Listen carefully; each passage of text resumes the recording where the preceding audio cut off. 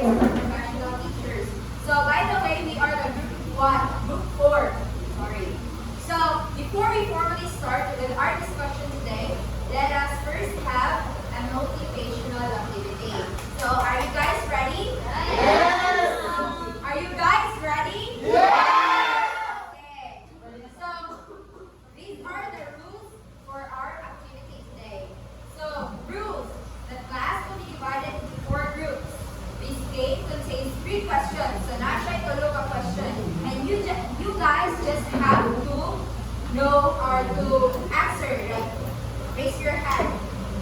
Be a representative and then raise your hand. Okay? Understood ba? Yes. Yes. And then each questions or scores will have a value of 5 points. Understood? 5 points. Kaya tulo naman ikaw. Okay? Ready na? Yes!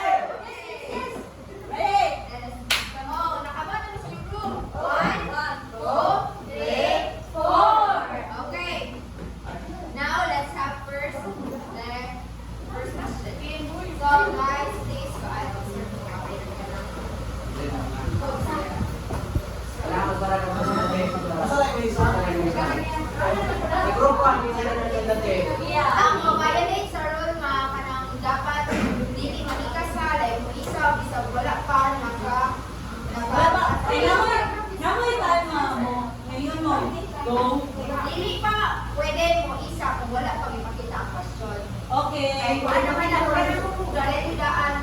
Okay. Pero dapat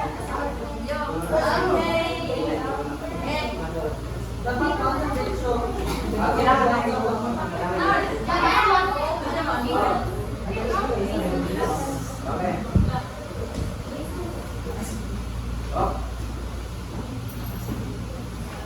Please read with your eyes. 4 letters.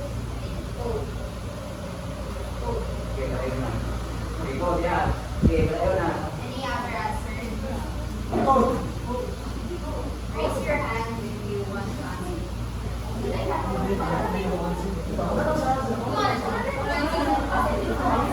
First, maka-answer na ito. First answer na my point. Again, number 2. Don't you want? Roman. So the answer is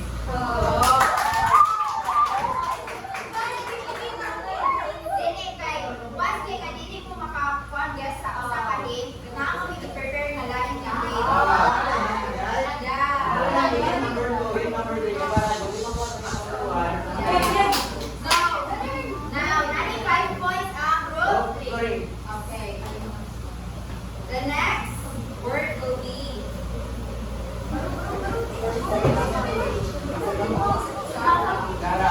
professional. Mimi. Yes.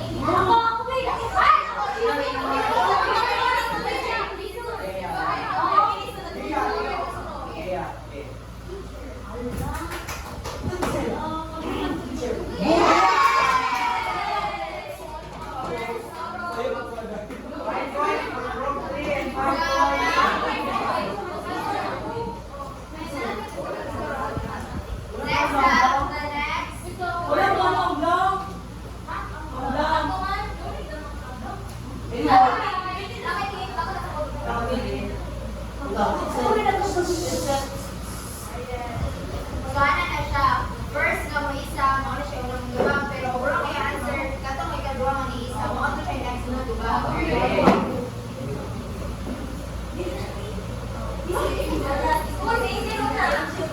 Patay mo ba to? Okay. Agree mo? Di-agree mo? Isa di-agree, isa. Isa. Group 4 agrees.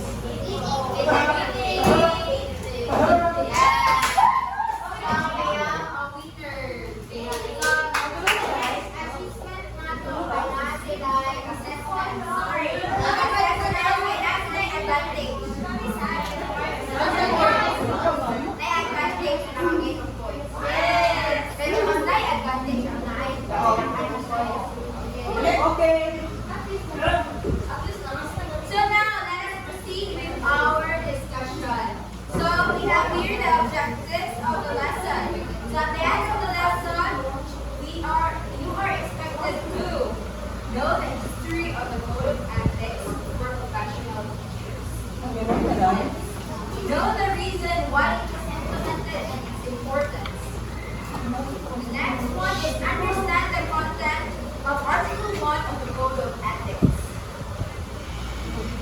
So are you ready? Let's go. Let's go. Let's go, guys.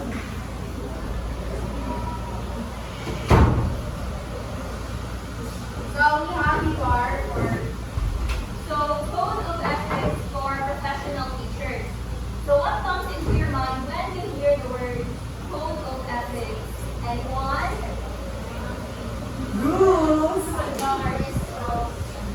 Rules. What else? Principles. Discipline. Standard. Okay. So, yeah, principles. A code of ethics is a set of principles and standards that teachers uphold and must follow. And the next, it contains 13 articles that states the duties and responsibilities of a professional teacher. Pero our lesson today ay i-divide na niya siya kung ano rakan kamay ay na focus kami sa Article 1. And the next, it is a pursuant to the provisions from Article 11 of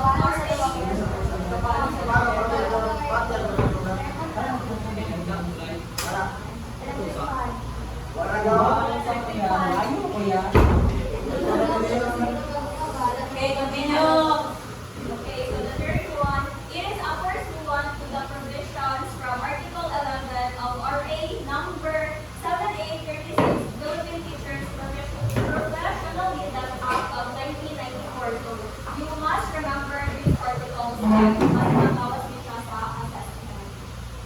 So next.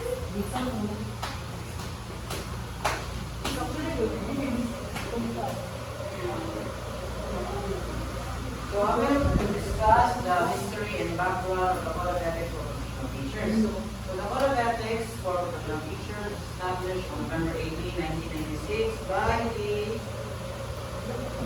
anyone can take a guess. Organization. Start with the letter P. Just get the PBST? name. PBST? 3 letters. PPT. Philippine Standard Professional, the PRC, or PRC. Professional Regulation Commission. So sila ang yun na yung kinalang ko na right here sa Senate yung kinalang Code of Ethics for Professional Teachers para nasa ito sila sa performance sa professional teacher.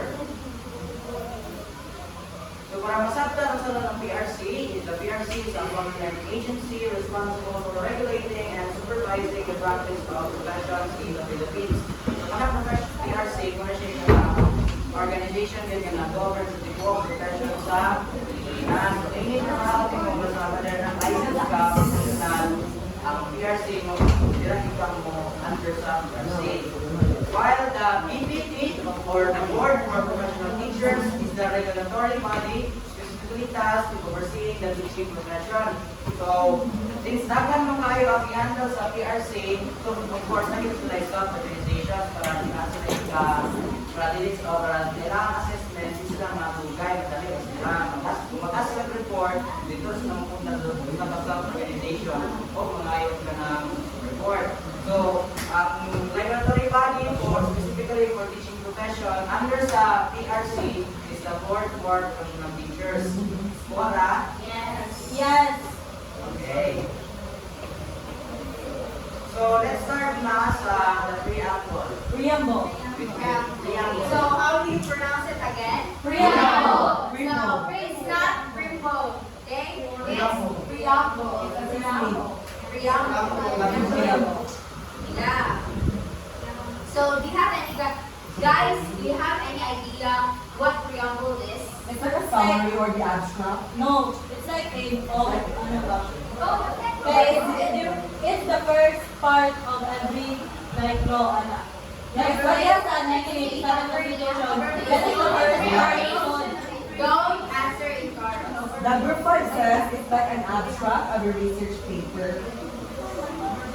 No. But how can you relate a preamble in our topic today?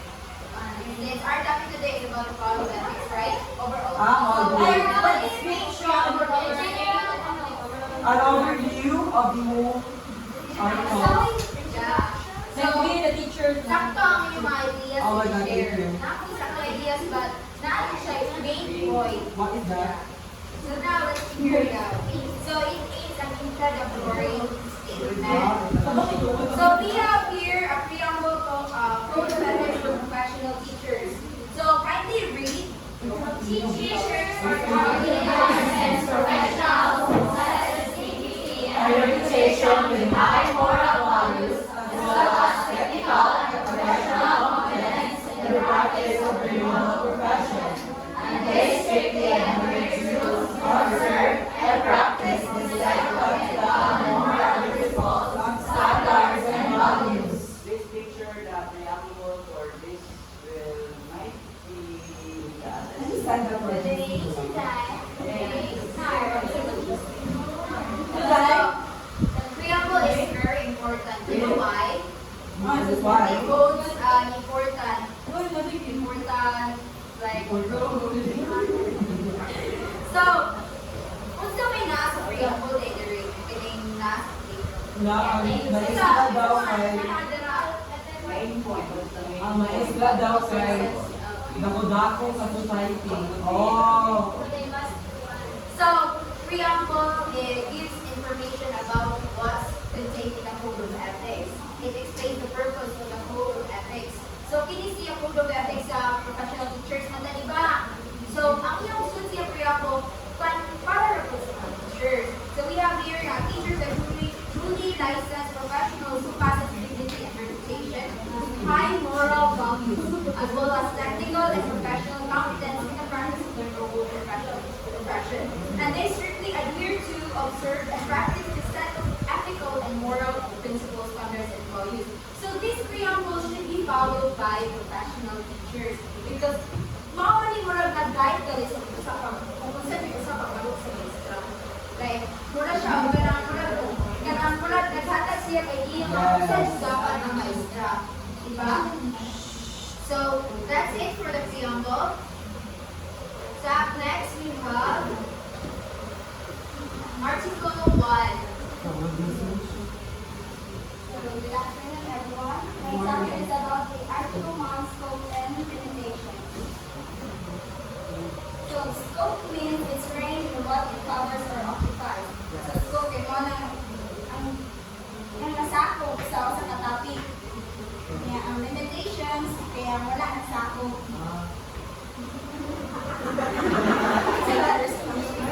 So, Section 1. can you please all read the sentence number 1? Provides that all educational institutions shall offer quality education for all competent teachers, committed to its full realization. The provision of this code shall apply, therefore, to all teachers in schools in the Philippines. So, nasa section 1, kaya dapat daw ang tanang teachers mag-provide ng offer ng quality education. Okay, noon kami kung ang teachers competent, hindi lang matutuluan, mag-competent po. So, kung ang kabilitan, ganahan sa mga teachers na dali din mga kasagot, di ba? Na ang tinatanan, ang magtulong sila sa step ang pagkuhan, sagot din tayo. So, kung ang estudyante, makasagot tayo sa mga pagtulong sa teachers, di ba ako ang lalo? Yes. Ang lalo, mas successful. Dito. So, kung competent ang mga teachers, hindi successful ang mga students.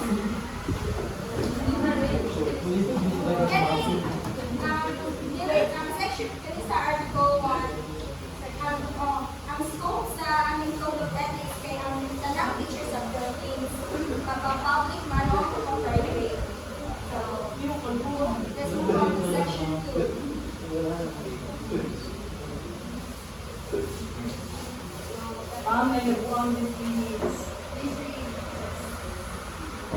This code covers all public and private school teachers in all education institutions, primary and secondary levels, whether academic, educational, special, technical, or non-formal.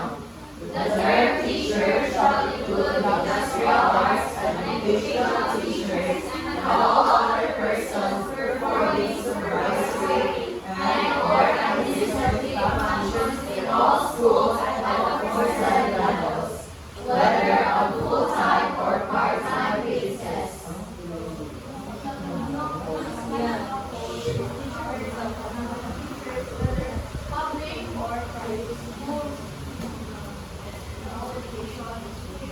school, primary and secondary level, whether academic, vocational, technical, or informal. The third teacher shall include the subject. Wala, ako yung siya naman. Malaman po, discover ng lahat ng teacher, whether public or private school, teacher. Ah. Kung sa mga iyahang, so sa iyahang kuan, whether academic, vocational, special, technical, or non-formal. No? Meaning, Hindi pa ba elaborate or dili na dahil. hindi pa ba nila? Okay na. Okay, Okay na. What is your main, what is the main? Itanong sa may teacher Once you are a licensed teacher, bisan part-time pa ka or even bisan asa ka nabutang, you should follow the code of ethics. Last point to group 4. School, whether public or private, you're still considered a teacher because you teach students, right? Ah, dapat mag-teach siya. No! So, So what is that? So, kasama sa code of ethics, tapos may sama sa code of ethics, hindi na ma-apply sa teacher. Ay, as long as mag-supervise o nag-administrate. Yes. Yes. So what if dili ka wala ka pa sa PRC? So naman jud mo kay sa private schools kaya sa lahat ito wala ka pa start. So consider ka pa sa Pero, alam mo kung sa... Because they are performing supervisory and or administrative Pero functions. for, ano man eh, karong mga private school, hindi naman sa mag-award kung di ka board passer. Ang gano'n na, tagaan ka limit na, if dili ka kapasar ang example, mo sunod ka na before ka na back to school. So, mayroon ang mga head na dito, example, monthly pa yan sa tagaan ka sa kay ika-board ni mo rong hulkuhol March or September, once dili kayo kakapasar ka na, tangtang ka na yung suluhatan. Maybe different schools have different policies. Depende po sa eskwelahan. Yeah, different schools. Remember that different schools have different policies about academic teachers and narragayan sila. Private school, So, let's highlight the main point of the section 2 and let's not talk about something that is related to section 2, okay? So, now let's proceed to what is the code of ethics important? So, the code of ethics is important because it aims to a professional with teachers by setting a clear expectation for their behavior to conduct and so, paano informahan kita ang code of ethics sa mga isla? Aron, ano lang. Ano? Professional teachers. Kaya hindi sa mga bawat sa ilaha o kanang boundary na lang. So, hindi sa mga bawat sa set o boundary para sa maka. As a teacher, balik ka, kabalo ka sa buwan ng mga rules, buwan, nakawag ka nga, professional ka.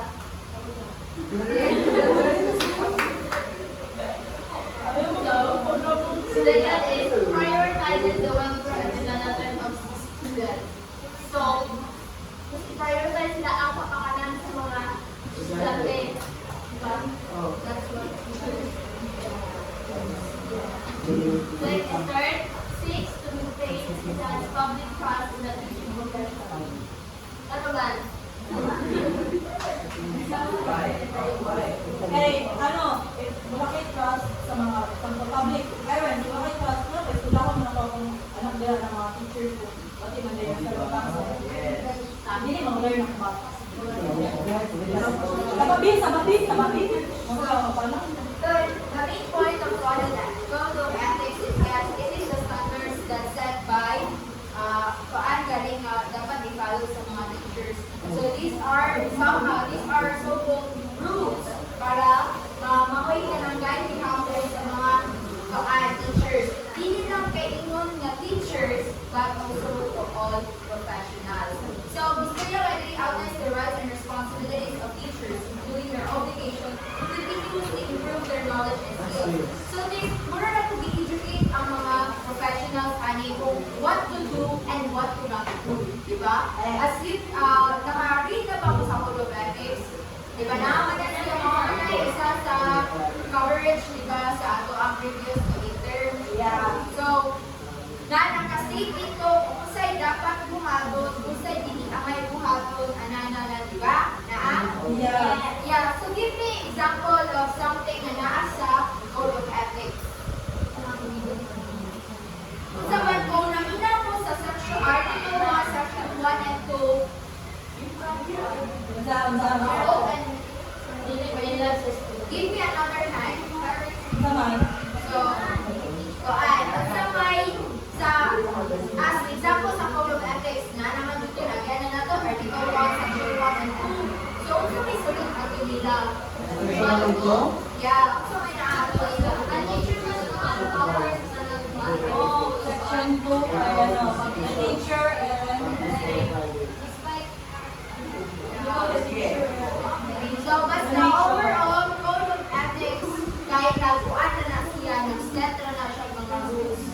Okay? Para makakuan for decision making or behavior sa mga professionals, especially teachers. So, lastly, we have the conclusion. So, conclusion or to summarize everything that we have discussed today. So, the Code of Ethics for Professional Teacher aims to elevate the teaching profession, ensure quality education, and protect the rights and welfare of both teachers and students. In every school setting, yun, ang ilahang vision na ano siya sa Article 1, Section 1, na ilahang in every school setting na atin na sila if they are going to emphasize the commitment to ensure the quality education good. And next, and the scope and limitations of our discussion like Article 1, Section 1 and 2 and the preamble naman. In the preamble, since na-discuss naman po ni Jaya pagkaganti na, pero I am going to elaborate it as the conclusion. The preamble emphasizes that teachers, as licensed professionals, they must uphold dignity that have a reputable character, high moral values, and technical competence with strictly adhering to the ethical principles. So, why do you think a teacher mag-adhere sa kanyang ethical principles? Because Please raise your hand. it's great to land down. because teachers are our mentors, and we see our mentors as our role models. And if our role models have discipline, then us, their students, can also be disciplined. Thank you.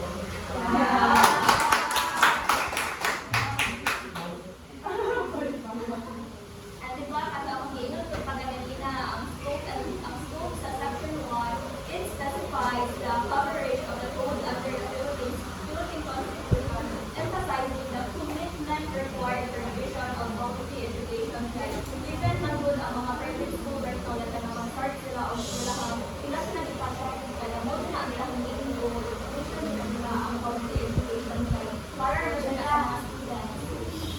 And then Section 2, it extends the scope to encompass all public and private school teachers at various educational levels, including preschool, primary, elementary, and secondary levels, regardless of the nature of education. So, isang asa na eskwelahan mo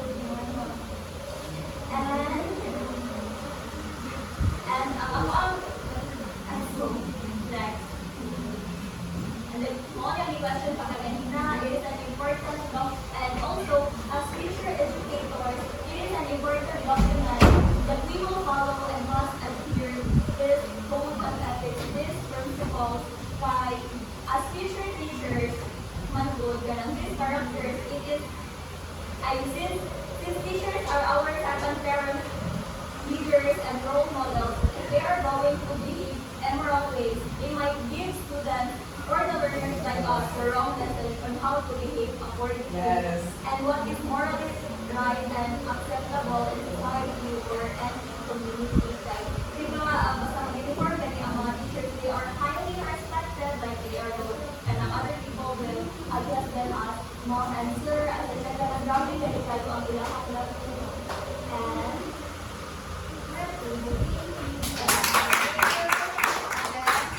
For listening.